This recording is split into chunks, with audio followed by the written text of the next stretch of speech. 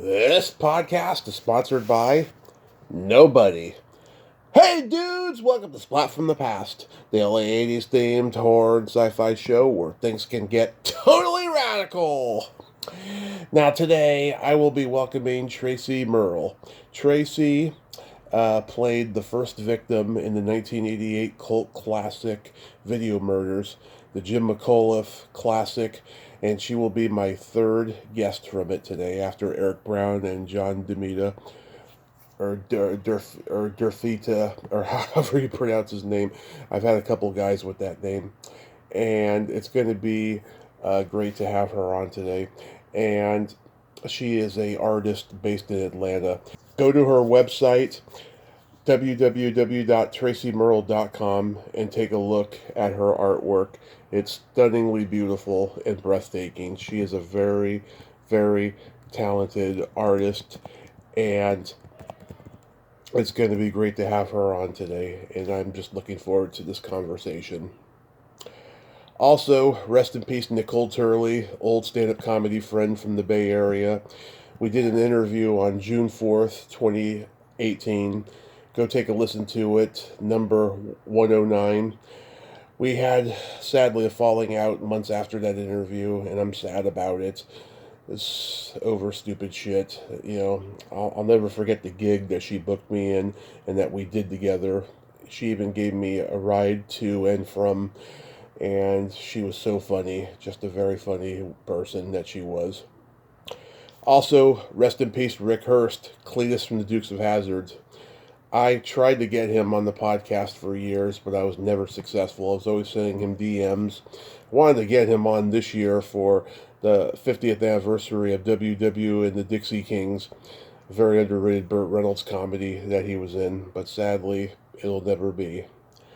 Also, rest in peace, Lalo Schifrin, the legendary composer of Mission Impossible, Dirty Harry, Cool Hand Luke, Enter the Dragon, the Amityville Horror, Bad Medicine. That score is so friggin' underrated. I love it. What a sad loss to music in film and television. So yeah, here is my interview with Tracy Murrell.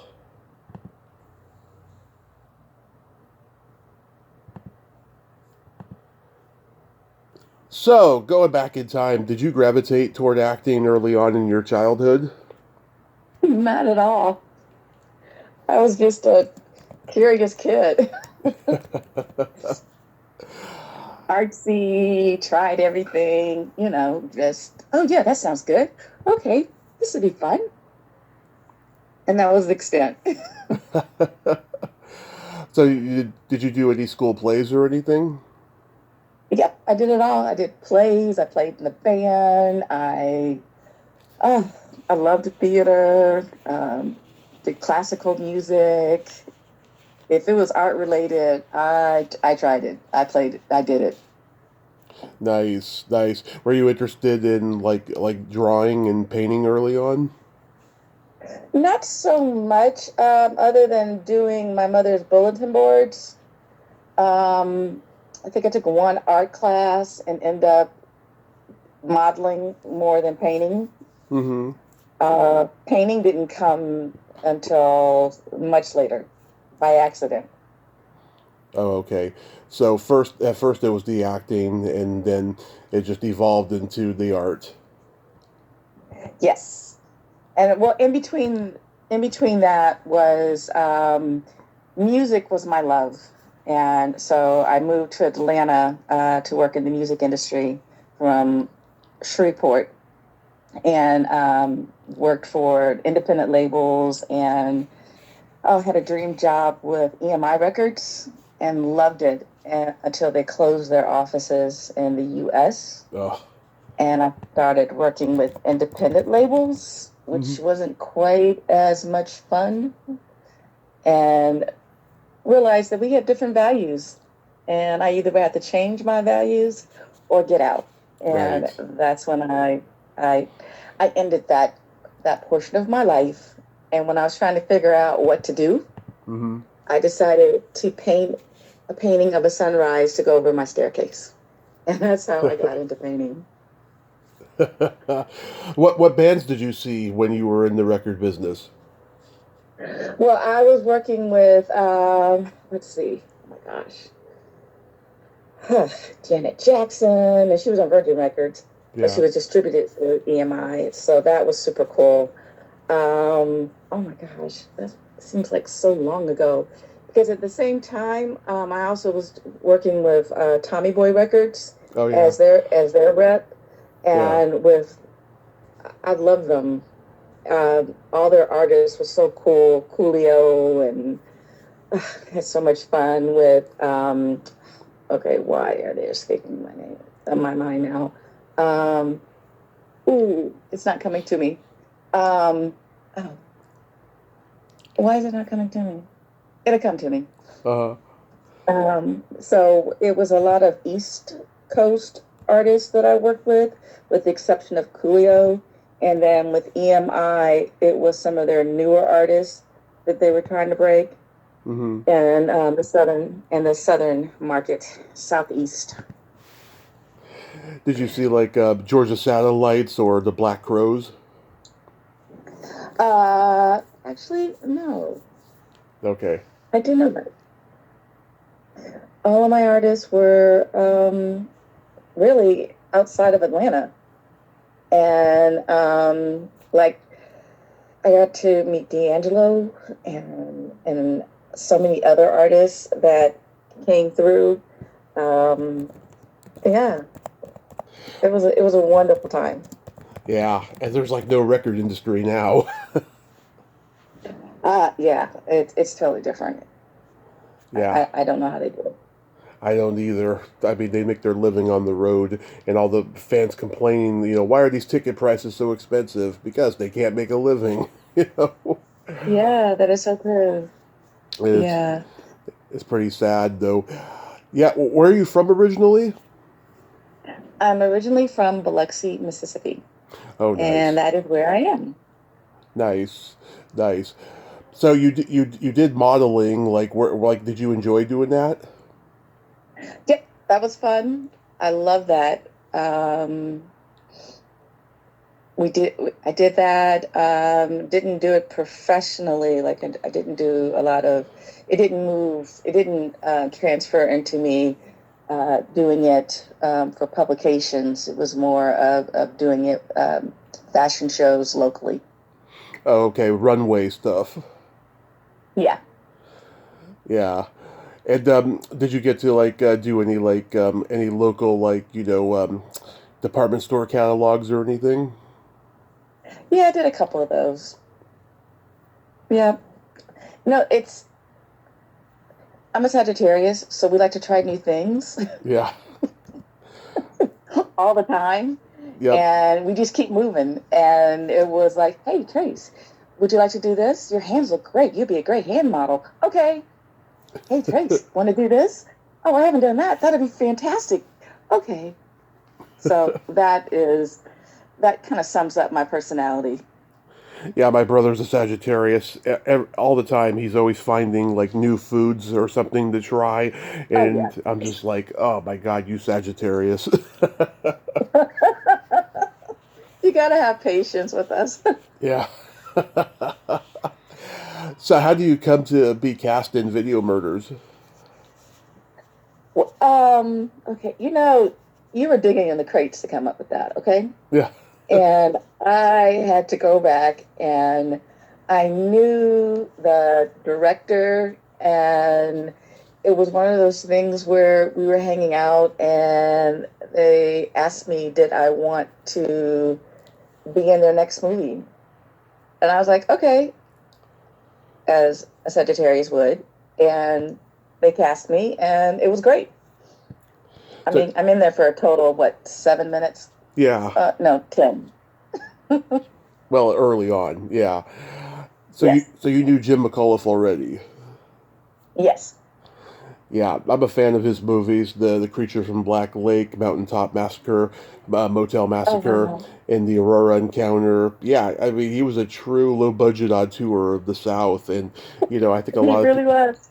I think a lot of people today forget about him. Oh, and he was so nice. He was enjoyable to work with. Yeah, it seemed like he was nicer to work with than Charles Pierce, who was a collaborator and a contemporary of his. Have you ever heard anything about him? I have not. Yeah, So he he, wasn't a nice guy. some people have said that. Yeah, I had his daughter on here, and she was just totally in love with him, talking about all his good strengths and everything. you know.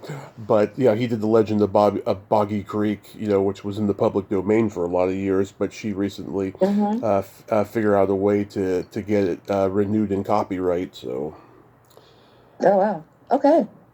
yeah. Good for her.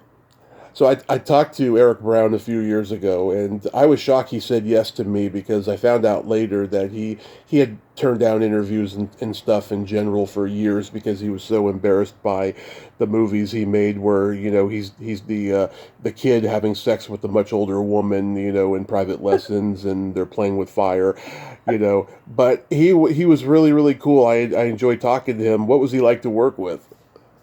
Oh, he was a pleasure to work with. I mean, the whole experience was wonderful. Hmm. There was a little coaching that was needed because when he is strangling me, I was fighting back for real.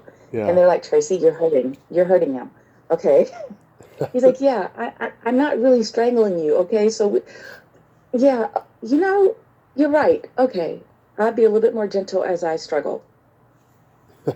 So that was my acting lesson. Yeah. Don't hurt the other actors. Yeah, so like, did he rough you up at all with those handcuffs on? No, not at all. Okay. Yeah, he told me that playing a killer felt weird to him, and to this day he can't watch this movie. He's very hard on himself.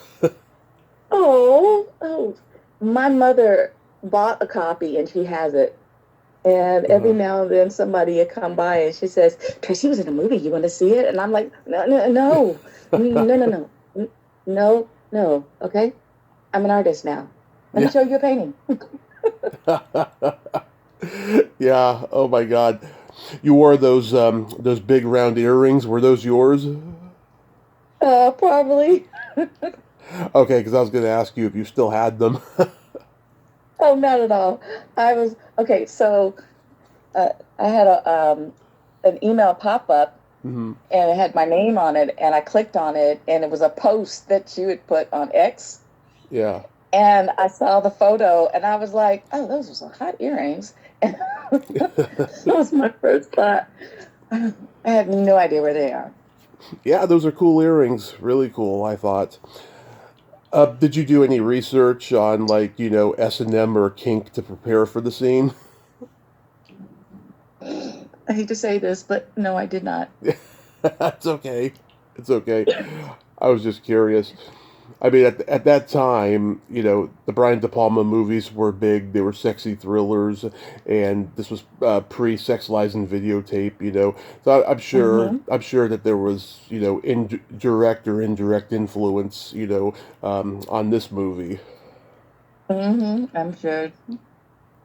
Yeah. What did you think of the script when you read it? I'm trying to think. I want to say at first I was like, so I die?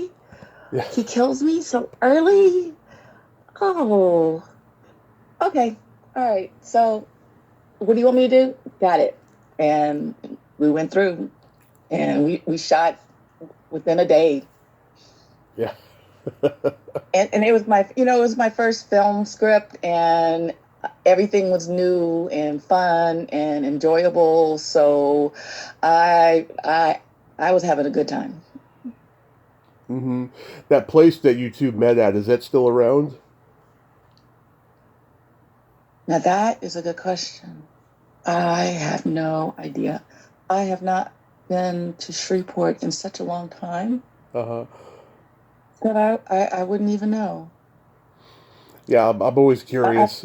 I'm always curious about certain locations. I know the hotel was really seedy. Hmm. Like, yeah, they did some great location casting for that one. Yeah, they probably went out of business. Those places, sometimes don't last long, or the health inspections, catch on to how seedy it is. You know, Hmm. how long were you there for? 2 or 3 nights? Um, yeah, I think two It was 2 nights. total. Hmm. And was there a lot of laughing going on? Absolutely.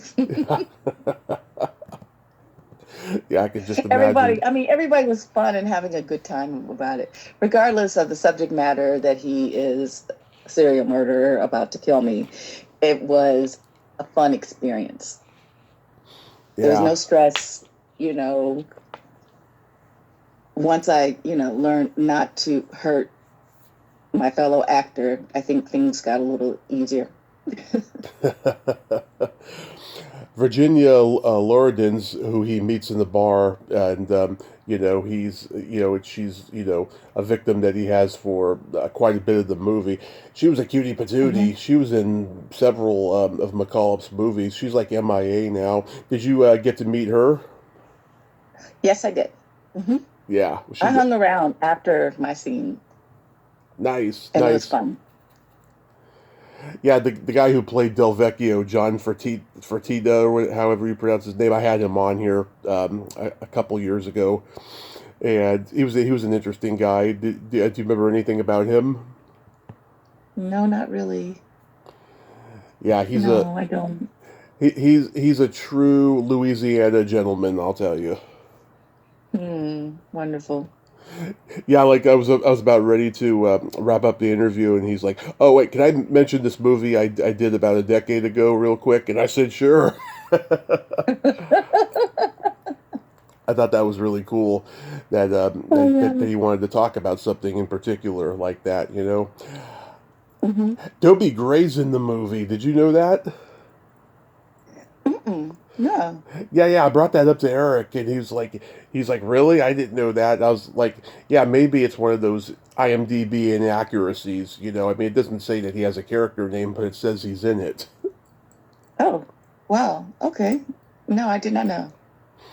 Yeah, I thought that was interesting. Did you guys have like a screening? Let me. I think so. Now you are asking me to dig in the crates, okay? Yeah, Um, let's say yes. yeah. We'll go with that. I'm sure we did. Do you ever go to a rap party? Oh, definitely that. Of course. Yeah. Yeah. Was that fun? Was it like a dinner situation or something? Um, I'm trying to remember. I do remember it was more of a cocktail kind of thing. Okay. Yeah, that's what I'm remembering.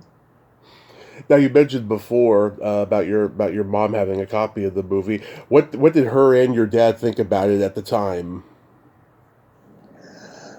Um, my mother thought I had way too much makeup on. She's like every mom, okay? Hmm. And what was going on with my hair, and that the top I was wearing was really revealing. All of that. And my dad was very quiet. Yeah, He was very quiet. But mom just, and she watched the whole thing and showed all of her friends, and I was just like, okay, mom, okay. But it was fun. yeah. I mean, you looked great. I mean, I wasn't surprised when you said you did modeling. You looked like a model in that movie. Oh, oh wow. Well, thank you. Yeah, and you look exactly the same now as you did then. There's not a flaw on you. You're gorgeous. Well, thank you. I recently went to Yeah. my high school reunion. It Hmm. was like in May, yeah, last month, Yeah. and it's the first one I've been to. And when I showed up, the, my friends were like going, "How are you staying the same? Yeah. You look just the same as you did in high school. What are you doing?" Yeah. I said, "I don't have any children. maybe that's it. Yeah. I just have a dog. Life is not stressful. I'm doing what I love to do. I don't know. Good genetics is the only thing I can say. That's hilarious. Yeah, it's got to be something, you know. Now we know how inaccurate IMDb is, but did you get to be in any other movies after that? That was the only film I was in. Okay.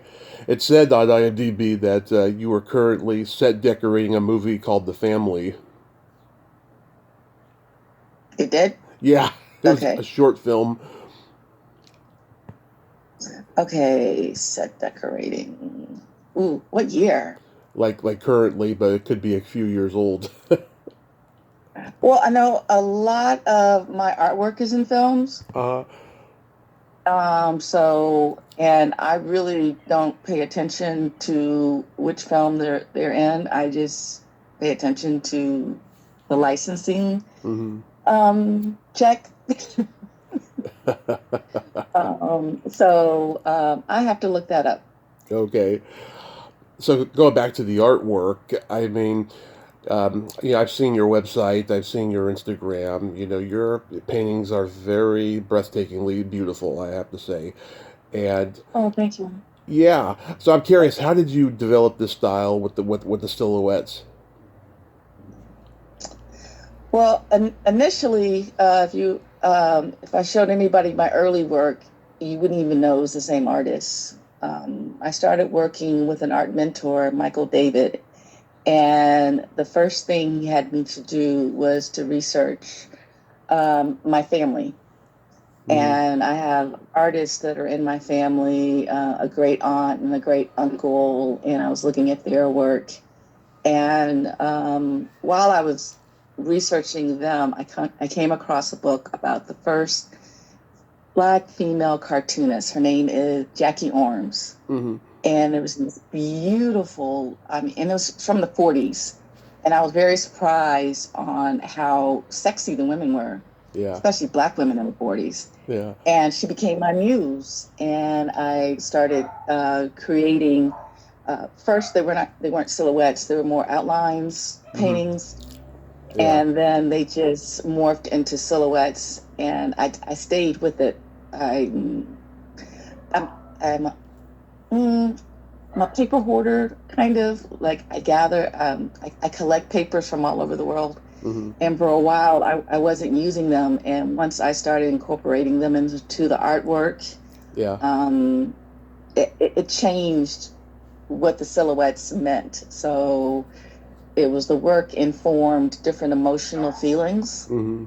And so I continue to do that. And I kind of, um, like, people will tell me they've seen my artwork. I saw your artwork. I knew exactly it was a Tracy Murrell piece because the work is that distinct.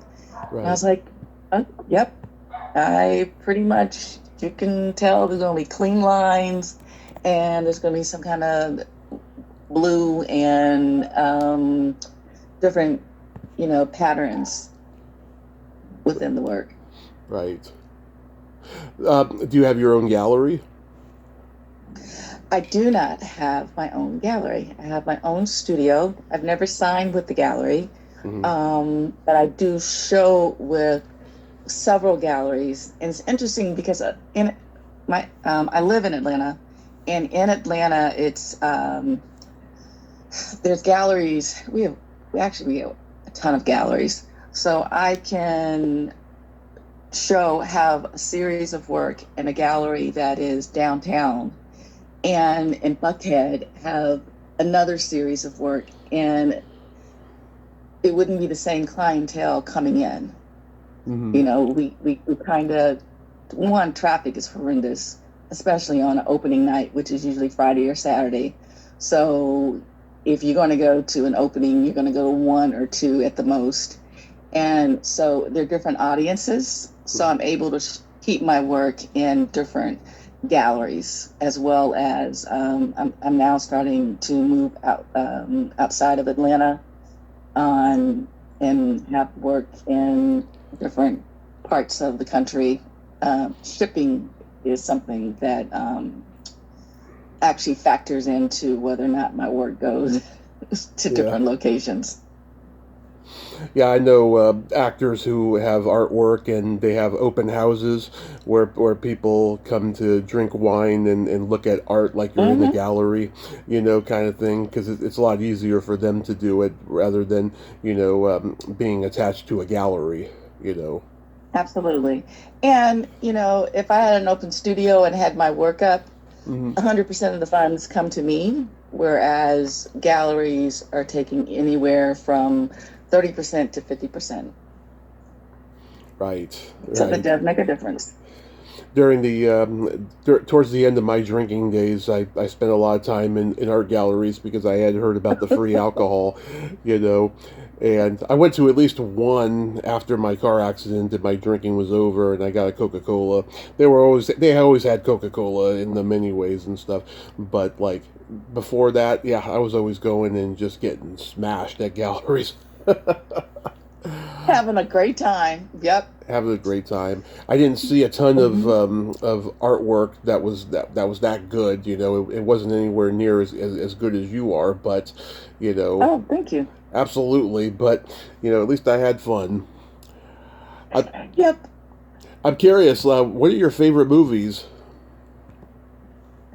Okay, so these are the movies that I will watch over and over again. Mm-hmm. And I would say that Blade Runner Ah, yes, 1 and 2, I will watch over, like I know the dialogue. yes, me too. And now I'm getting into series. So The Bears come back, so I'm watching The Bear.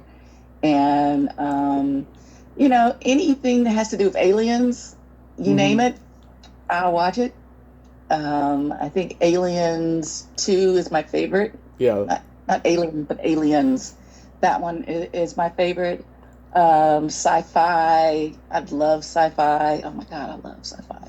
yeah, Um, and now, because when I'm working, I will usually have either music on or I have a series on. So I have the Handmaiden's Tale on now when I'm working.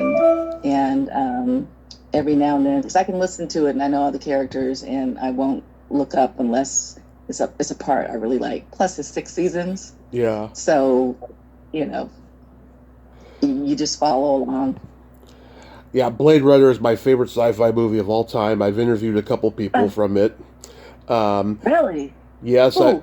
let's see the little guy in the teddy bear costume. That's Kevin Thompson. He Okay. he was an Ewok in Star Wars. Also, Who? those erotic dancers on stage, and one's wearing a hockey mask.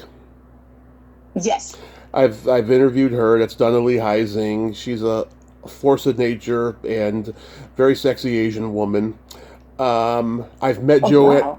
I've met Joanna Cassidy at a convention, and I kissed her hand, and she looked at my mother and said, "You raised him right." Oh, that's wonderful. I know that made your mom proud. Yeah, that was a great moment for me. Are you into Star Wars? Oh, yeah. And actually, I was watching one of my least favorite ones when, okay, I think it's number 3 or number 4. Yeah, I was watching it and I didn't pay any attention to it. I mean, my favorites are the first 3. Same here. Yeah. Yeah, my brother is 10 years older than me. He was born in 73. I was born in 83. He got to see the Star Wars craze when it first started. I was born 2 weeks after Return of the Jedi came out. So I got to see, the prequels being made, and all that stuff and coming out. And I got to see the first one for Disney 10 years ago in the theater. And yeah, I haven't been too impressed, to be honest. What are your top 3 Desert Island albums? Uh, Actually, I don't have a top 3 Desert Island albums. But like who are your favorite artists that you listen to? that I listen to now. I am listening to, actually, I am listening to an artist. He is a producer out of Africa. And hold on, I'm going to bring him up right now. It's Black Coffee. Okay. And I mean, high energy when I go on walks. That's what I listen to. Another group I listen to is Salt. And Cleo Soul is one of the artists in Salt. And let's see who else is on. And I keep listening to the same artist because it's easier to work when I'm listening to the same playlist because I know what's coming. And let's see who else. Actually, those are the three that I've been listening to the last couple of weeks. Yeah. Who did you listen to growing up? Okay, so growing up, I listened to what was ever on the radio. And then I went through my, I don't know, new wave phase. Yeah. And that's when I started listening to new wave artists. And, okay, name a couple of new wave artists. Duran Duran. Oh, my God, yes, Duran Duran. I'm a huge fan of theirs. Okay. Human League. Human League and Red. What is the artist? Simply Red? It's Red Hair. Simply Red, yes. Yeah. Oh, actually, I can listen to all those now. Oh, yeah, I grew up on that. And Psychedelic Furs, Pet Shop Boys, Madness. Pet Shop Boys. So many of those new wave bands. Yeah. I got to discover them, 10 years later after they had been big and just fall in love with them. And I'm still in love with them. They're just the greatest. That was a magical time. That was the second British invasion, they call it. And it was so fun. All of it was fun music. Yeah. Everybody, because it was a weird time in the world and like everybody needed to stay happy somehow, Like now. Yeah. Oh boy. We're not even going to go there. Thank you. We do not need to go there. Yeah. Do you like the Go-Go's? I do like the Go-Go's. And I met the Go-Go's Wow. when I did a residency in New York. I've had Gina Shock, the drummer, on here twice. Oh, cool. And I had an encounter with Jane Weedland many years ago in the Castro district in San Francisco. She's a force of nature, I'll tell you. And I love the Go-Go's and the Bengals too. And I just had a Bengal on earlier this month, I'm happy to say. Oh, that's awesome. Yeah. And so, yeah, I've lived out my dreams of talking to people I listen to. It's phenomenal. That's the only way to describe it. Oh, that is so cool. Doing what you love. Absolutely. And so June is National Belly Button Month. It's my favorite part of the body. I was curious, Tracy, are you an innie, outie, or in-betweenie? Okay, give me a minute to process that June is belly button month, okay? Okay. And I am an innie. Okay. I am an innie as well. And I read an article years ago. People who have deep innies tend to live longer and be more caring, kind, and generous than people with outies. I don't know what the outies thing was, but that was like an interesting article I read. Oh yeah, and we're taking all of that. Yep. Yep. Yes. I believe every single word of that. Yes. Go for it. Here. Tracy, thank you so much for coming on today finally, and I just think you're an amazing person. I just love your art, and I hope it gets seen more by more people. Well, thank you. This has been a pleasure. Absolutely. You have a great summer, and be safe out there. Yes, you do the same, okay? Thank you. All right, bye-bye. All right, bye-bye. Well, there you have it. Tracy Murrell, ain't she a sweetheart? Oh my God, I loved her Such a great lady. Go to her website. Once again, go to her website, www.tracymurrell.com. You will not regret it. Her work is stunning. And wow, that's a trip. I would never have guessed she's a sci-fi fan, but she is. That was really cool, talking about sci-fi a little bit there with Blade Runner and Star Wars and stuff. She's awesome. I like talking to her. Well, until next time, this is Tommy Throwback Kovac saying there's no shame in living in the past because the present sucks. Later, dudes.